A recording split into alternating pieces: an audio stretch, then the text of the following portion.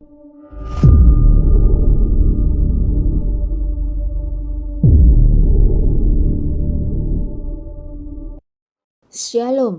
Jemaat GKT Haleluya Lumajang terkasih dalam Tuhan.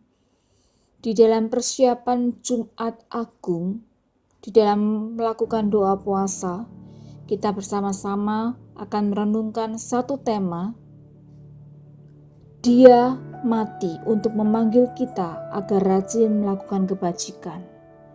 Mari kita bersama-sama berdoa terlebih dahulu. Tuhan yang mengasihi kami bersyukur atas kesempatan hari ini.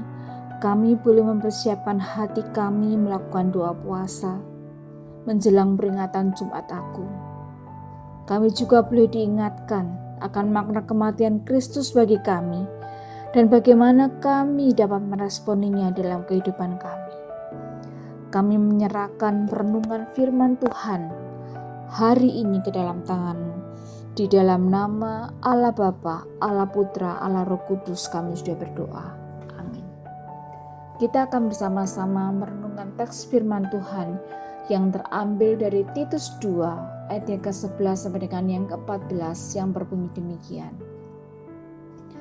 Karena kasih karunia Allah yang menyelamatkan semua manusia sudah nyata.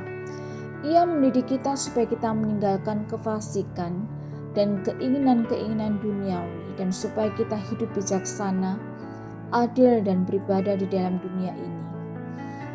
Dengan menantikan pengenapan pengharapan kita yang penuh bahagia dan penyataan kemuliaan Allah yang Maha Besar dan Juru Selamat kita, Yesus Kristus, yang telah menyerahkan dirinya bagi kita untuk membebaskan kita dari segala kejahatan dan untuk menguduskan bagi dirinya suatu umat kepunyaannya sendiri yang rajin berbuat baik. Demikian pembacaan firman Tuhan. Berbahagialah setiap kita yang merenungkan dan yang terlebih melakukannya. Jemaat terkasih dalam Tuhan, peringatan Jumat Agung mengajak kita merenungkan arti dan kematian Kristus. Kematiannya disebabkan melakukan tugas dari Bapanya.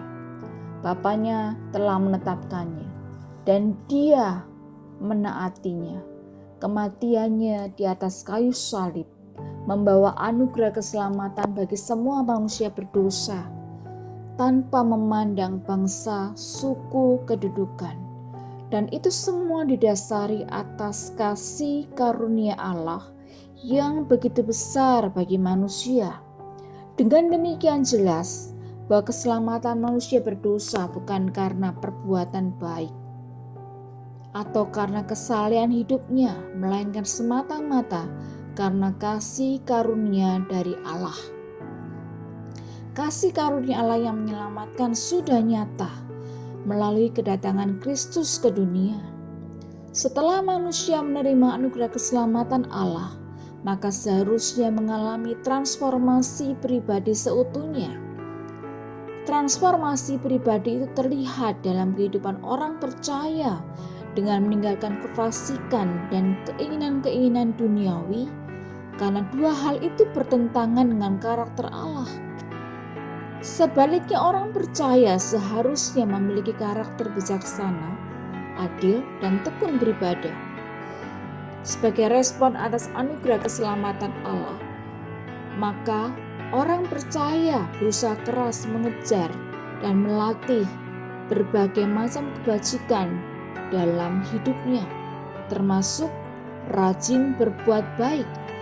Kata rajin dalam Titus 2 ayat yang ke-14 berarti giat, semangat, konsisten atau terus-menerus. Jadi perbuatan baik yang kita lakukan bukan perbuatan yang sesekali atau kadang-kadang, namun suatu perbuatan baik yang dilakukan dengan konsisten dan sukacita. Apa saja pekerjaan baik itu? Alkitab secara umum menjelaskan perbuatan baik yang dapat kita lakukan adalah menolong yang berkekurangan, terutama yang miskin dan menderita. Di dalam Titus 3 ayat yang ke-14, firman Tuhan menyatakan, biarlah orang-orang kita belajar melakukan pekerjaan yang baik untuk dapat memenuhi keperluan hidup yang pokok, supaya hidup mereka jangan tidak berbuah. Dengan demikian, perbuatan baik yang kita lakukan adalah sebagai buah anugerah keselamatan dari Allah. Jadi jelaslah bahwa Kristus mati agar kita dapat melakukan pekerjaan baik, menolong yang miskin dan terhilang. Ini hidup yang terbaik, berapapun harga yang harus kita bayar di dunia ini. Bila mereka mendapat pertolongan, kita mendapat sukacita dan Allah dimuliakan. Demikian perenungan firman Tuhan hari ini. Bila setiap kita diingatkan bahwa Kristus mati supaya setiap kita sungguh dimampukan untuk melakukan pekerjaan yang baik.